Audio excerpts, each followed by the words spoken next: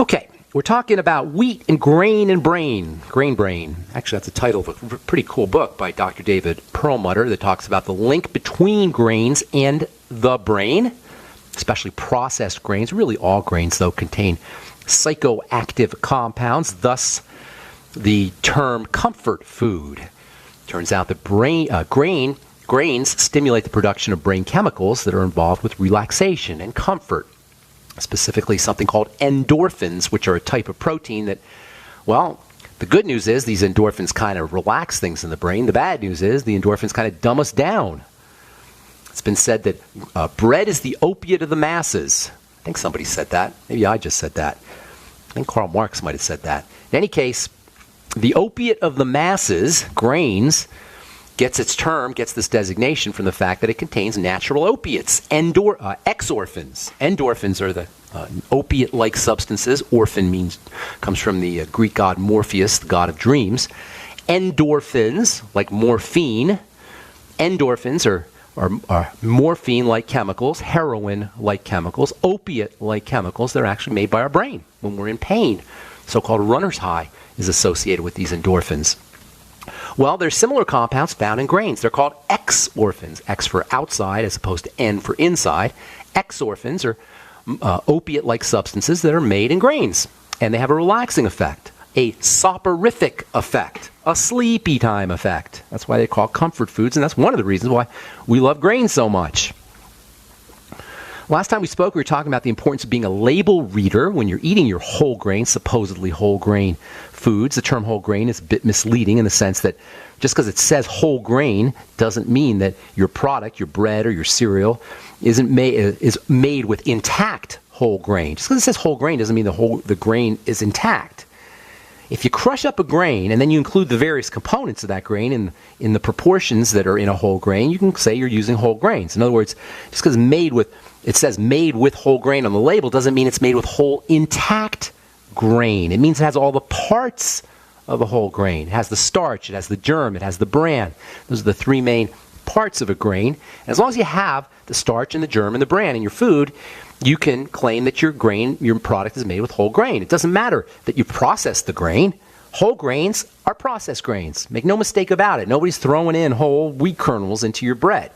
They crush them up, and that means they're processed. When you crush up a grain, when you crush up a seed, all the nutrients become exposed to the light. They become exposed to oxygen. The fats, wonderful essential fats that are in grains, become exposed to the oxygen. They become exposed to the light. That means they're degraded. That means your whole grain is a degraded grain, even if it says whole grain. It's misleading. It's still crushed up. It's still particleized. You got to read the fine print on the ingredients, or perhaps the fine print on the marketing copy. Sometimes you'll see whole grains in the package, and then in small letters it will say contains whole grains, or it'll say made with whole grains. These are modifying words, and that basically means that you get some whole grain in your bread, but you don't know how much. You don't know the proportion. As long as you get some of it in there, you can say made with whole grain. We call them in the business weasel words. The skincare business is filled with weasel words. Oh my God. I've been in the skincare business, a slight digression here, for 30 years, and is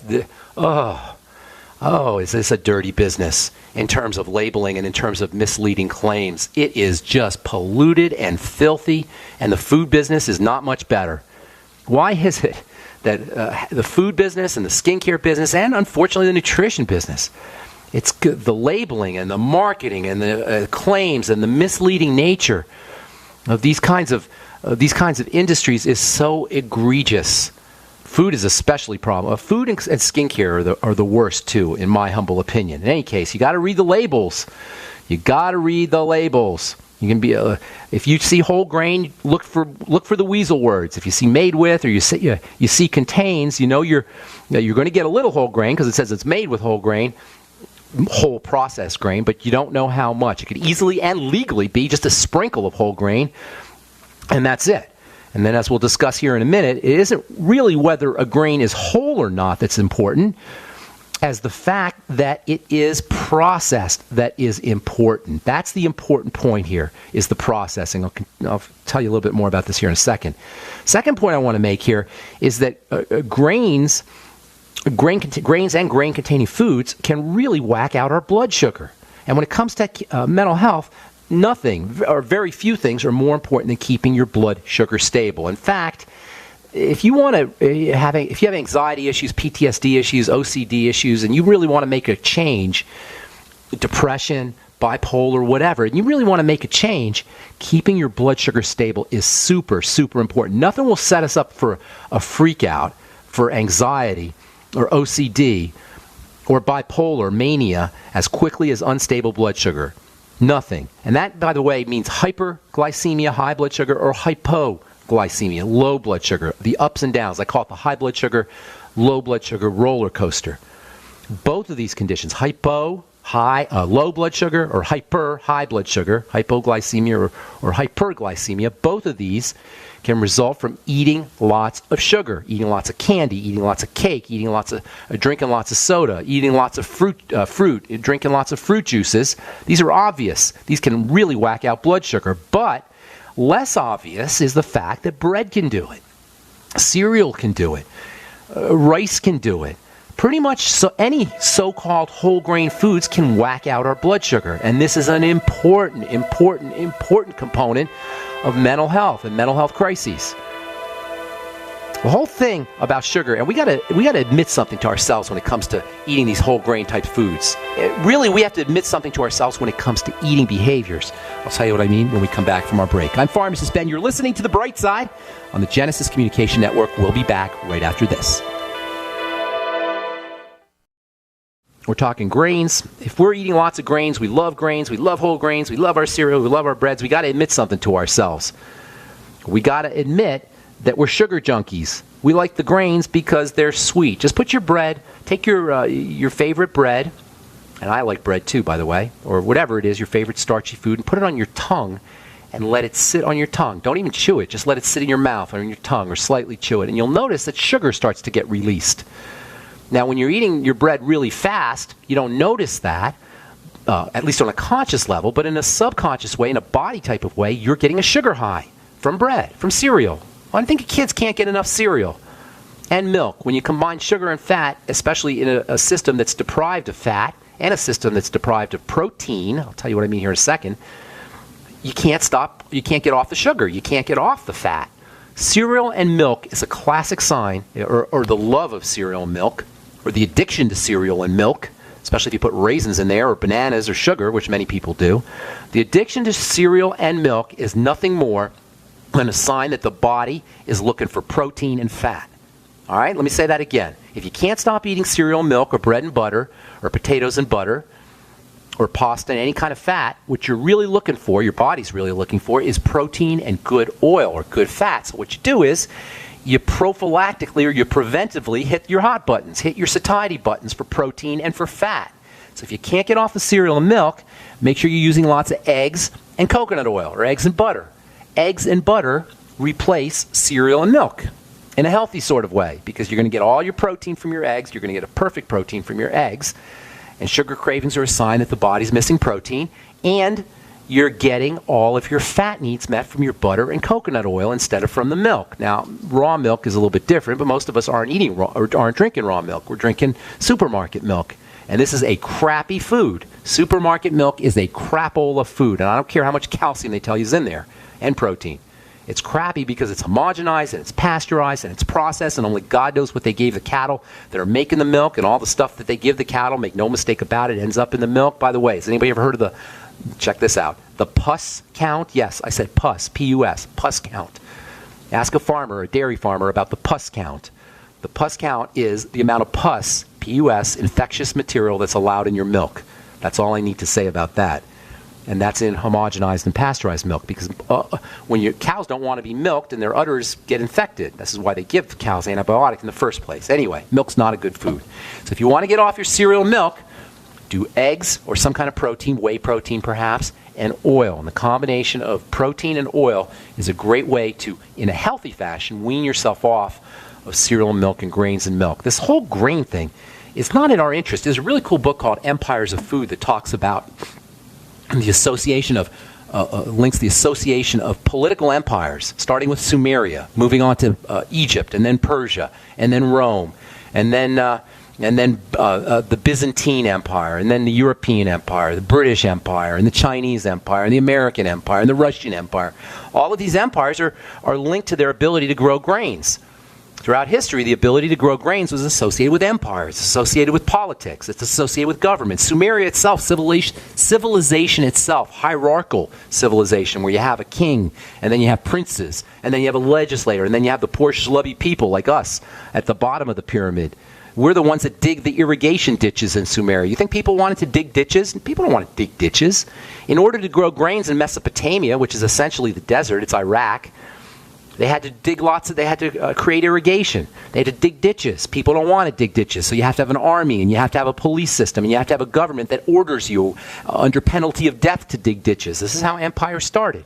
Slaves dug ditches. Our empires today are only slightly more sophisticated. Instead of digging ditches, we work in factories. It's the same idea. It's all linked to grains, the politics of grains. And every time we go to McDonald's and eat our burgers, and which are grains, by the way. Burgers are grains, yes. There's no cows without grains. There's no McDonald's without grains. Can you imagine all the ways we interact with grains and we don't even think about it? There's a really neat paper written by a guy named Jared Diamond. Jared Diamond is I guess he's an archaeologist, you would say. He's written a lot of really cool books, Gun, Germs, and Steel. He wrote a book called Collapse. He writes about how civilizations come and go. And he wrote a paper many years ago about grains, about the link between farming grains and civilization and the ultimate enslavement of people. And so without getting into too much politics, every time we participate in our grain economy, we're making sure the bars on our cages, the bars on our jail cells are more intact and firmer every time we participate in the grain economy. By the way, not that there's not value to grains. There is value to grains, but those grains need to be sprouted. Those grains need to be activated to get their value.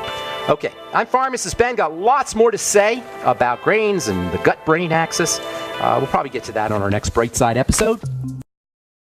All right, we're back on the bright side. Jared Diamond is the author I was talking about. He wrote a paper called The Worst Mistake in the History of the Human Race. And that sounds kind of hyperbolic, but his point is kind of well taken. The worst mistake in the history of the human race, according to Jared Diamond, was farming and agriculture and growing seeds. And you know, I'm not against farming, obviously, and crops. Most crops have some nutritional value associated with them, but the point is that hunter-gatherers, you know, there's some benefits to being a hunter-gatherer, to going to the food instead of the food coming to us. And Jared Diamond makes some really interesting points in his paper, The Worst Mistake in the History of the Human Race. And by the way, you can just Google this, and there's lots of copies online. The Worst Mistake in the History of the Human Race, Jared Diamond. If you're interested in reading any of his books, he's got some wonderful, really interesting evolutionary biology and evolutionary archaeology kinds of books that talk about, that kind of take you through how human civilization evolved and developed throughout history. Anyway, that's Jared Diamond, The Worst Mistake in the History of the Human Race.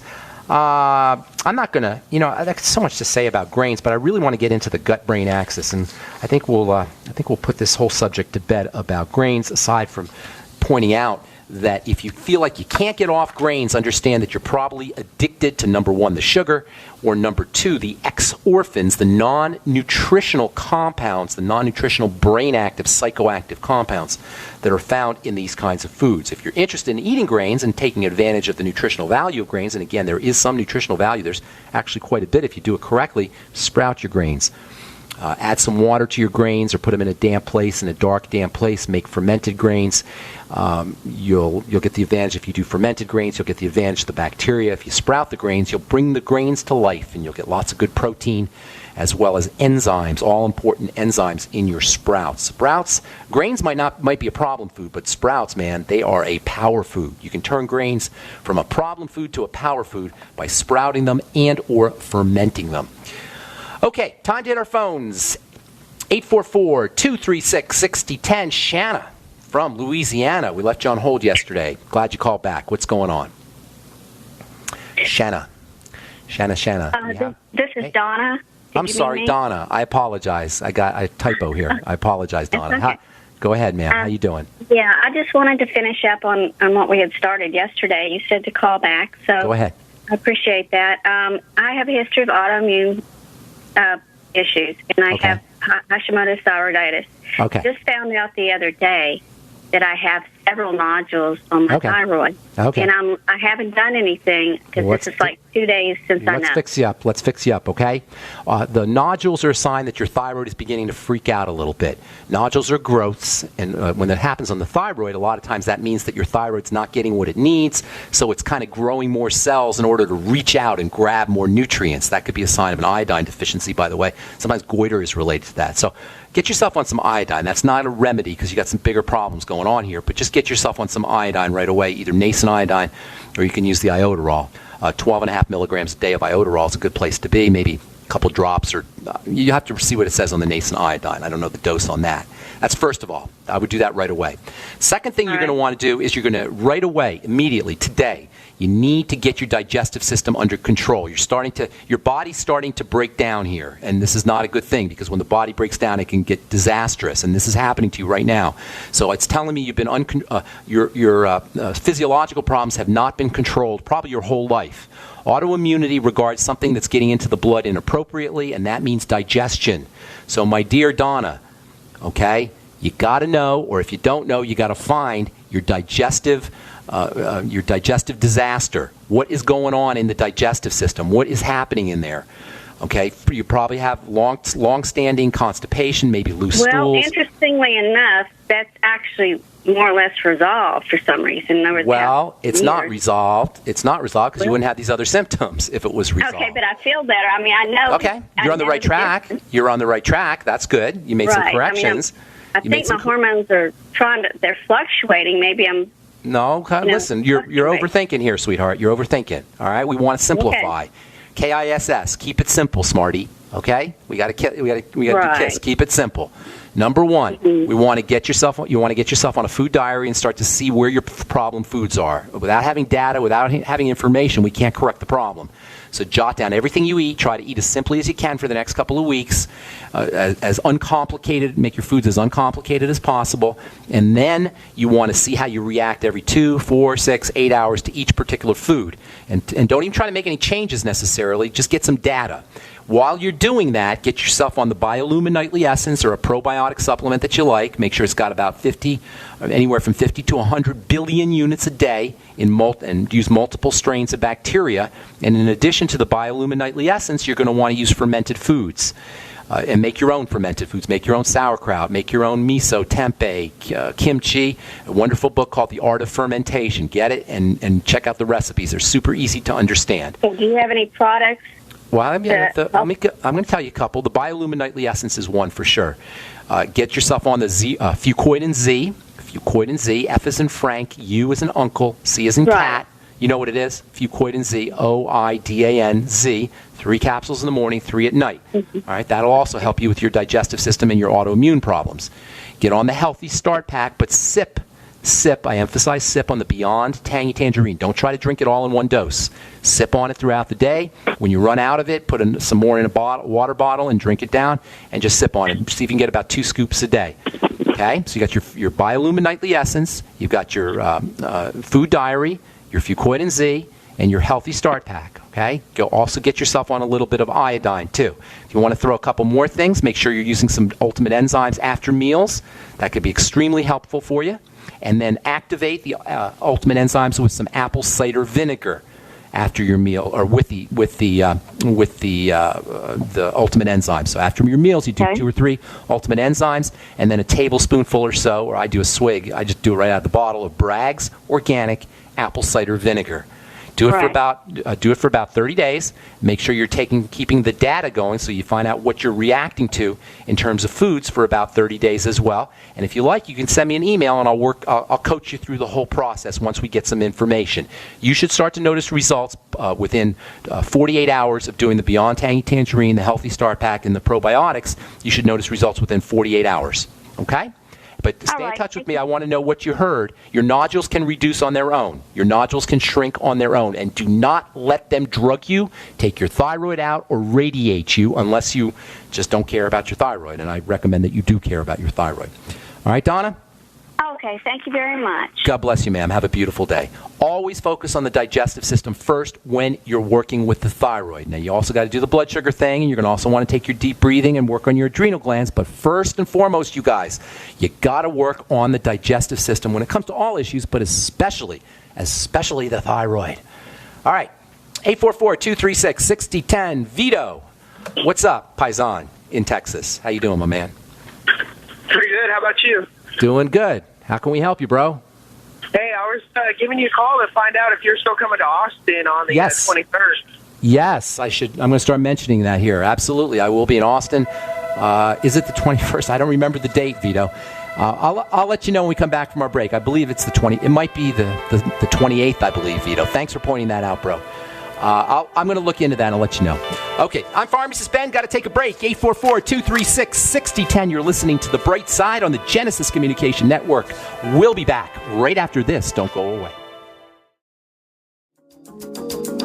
Back on The Bright Side, I'm Pharmacist Ben. 844-236-6010 is our number. Mel in Texas. Good morning. What's going on, buddy? Oh, hey, Ben. Hey, Mel. Hey, Ben. Melanie. Mel, actually. Mel. No, MEL are my initials. Oh, okay. What's up, Mel? Listen, Yeah. Ben. I'm listening. You know this, okay, so on Before It's News yesterday, there was a very detailed post about a lab analysis done in Switzerland on BTT. Yes. Are you aware of that? No, I didn't. Help me. Tell me about it. Was it non-complimentary? Oh, my God. It was the worst. Tell me about it. It was done by a lab called Interlabor in Belp, which is outside of Bern, Switzerland.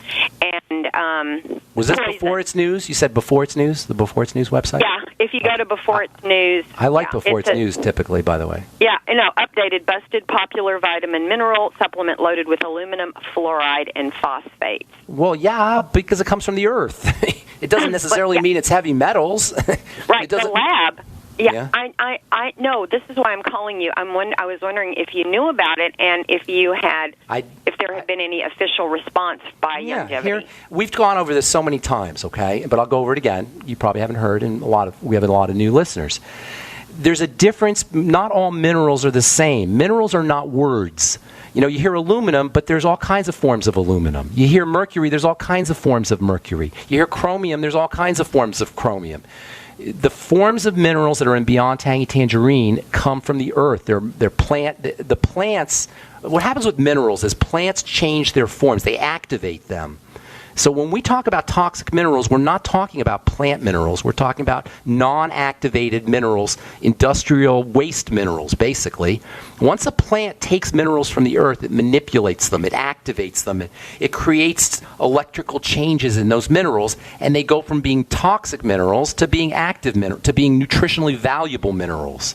So first of all, I don't know what the problem with phosphorus is, but yes, there's going to be aluminum, and there's going to be fluoride, and there's going to be nickel, and there's going to be these kinds of minerals in the Beyond Tangy Tangerine, and there's going to be these in broccoli. Go get some broccoli and test your broccoli. You're going to find these same elements, but they're not the same as the kind that are produced by by factories and that are industrial waste. They're not heavy metals in the sense that they're going to get deposited in your fatty tissues. They're going to be used by the body or excreted by the body.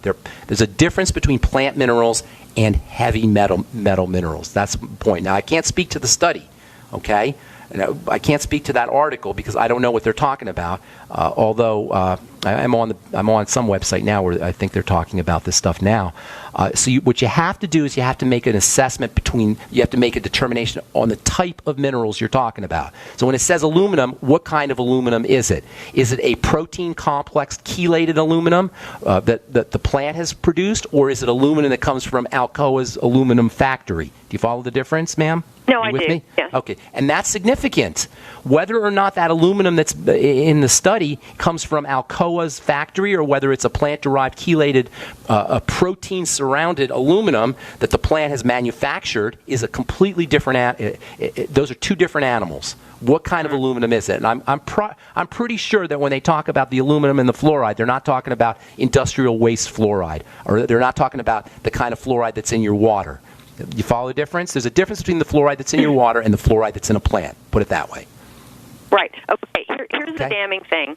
The doctors note that this product is contaminated and not fit for human consumption. Well, I can't, let me look into that because I can't speak to that. They can say that, and you have to make your own opinion on that, by the way. I can't convince you, and I don't want to convince you. I know I've been using the Beyond Tangy Tangerine for 17 years, okay? And I know that I don't make it personally, but I know how it's made, and nobody puts any fluoride in there, and nobody puts any aluminum in there. It comes from plants, is the only place this stuff comes from. So, you can believe whatever you want to believe. We all have to make our own decisions. I believe you. I was trying to find, how to parse this for people that are sending me this. This is how you parse it. There's a difference between plant-derived minerals and industrially produced toxic waste minerals. There's a difference between plant-derived minerals and other minerals. Once a plant takes the mineral from the earth, think of what a plant does. It sits in the earth, right? And it sucks up the water from the earth, and it takes in the nutrients from the earth, and it takes in the minerals from the earth, right?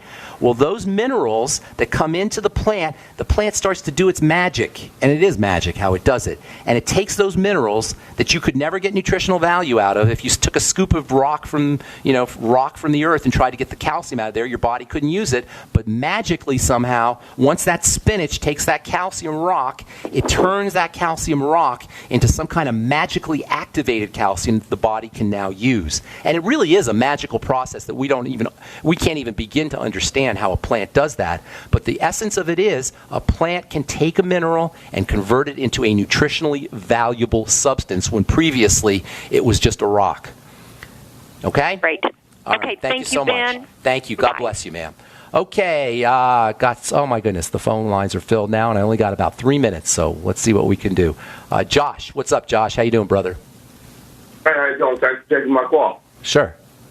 So I follow a lot of nutrition, a lot of along the lines that you've been stating these last couple of minutes. I need you to speak clearly. Josh, you're coming in really fuzzy, and I'm having a hard time hearing you. Can you? Yeah, I'll do that right now. My apologies. I'll change that right now. Let me just get you on a better... can you hear me now? Better. Go ahead. How about now? Yeah, go ahead. I only got about a couple minutes, bro. Okay, yeah. So, I take the Beyond Tangy Tangerine. Okay. I take the iodine. I take the Brags. The apple cider. So I do it all right. It's just that I change my diet because it gets so, bland and crazy. Like in the morning I have a bran muffin. Now, I stay away from the eggs because of the cholesterol, but I got a question about the milk. Yeah. I got a question about the cereals. Yeah. Now, I drink non-antibiotic, non-grain, non-antibiotic fed cows, like the Horizon, and also the cereal that non-GMO. They don't use any GMOs, and it's all organic.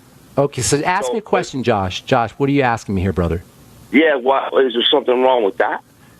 Yeah, it's nothing wrong with anything. I'm not saying anything's right or wrong. I'm just giving you the science here. The grains are going to contain all the things that we just talked about, non-GMO, whatever. It's still going to contain all those compounds we just talked about. It's going to contain the exorphins, the sleepy time stuff.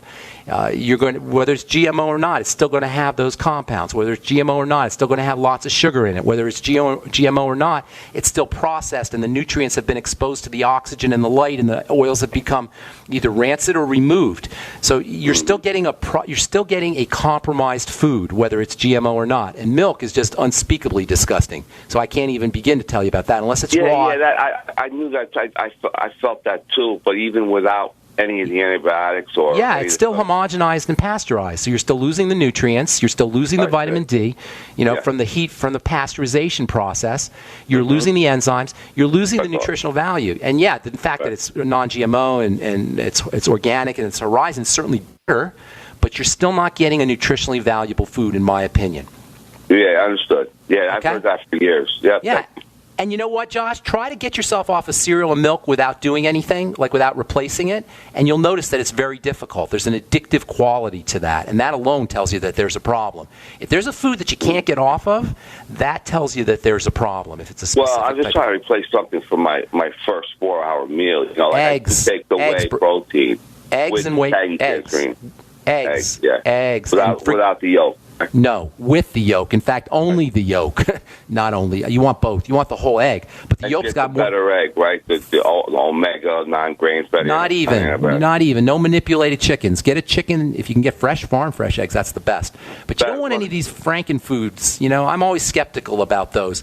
Get good, organic, whole eggs. If you can find a farmer to get you the fresh ones, that's the best. And the yolk's got the good stuff in it. Don't worry about cholesterol. That's nonsense, the whole cholesterol thing. Yeah, it shouldn't be, because I don't get a lot of cholesterol all day anyway. Don't worry about cholesterol. The yolk's got the vitamin A. The yolk's got the minerals, the zinc, the essential fats. The yolk's the good stuff. We had a doctor on here a couple of years ago. She told me about that. She throws out the yolk. The doctor throws out the yolks and eats the white. It's crazy. There's no vitamin, right? Josh, I got to move on, brother. Thank you so much for your call. I hope I helped you out.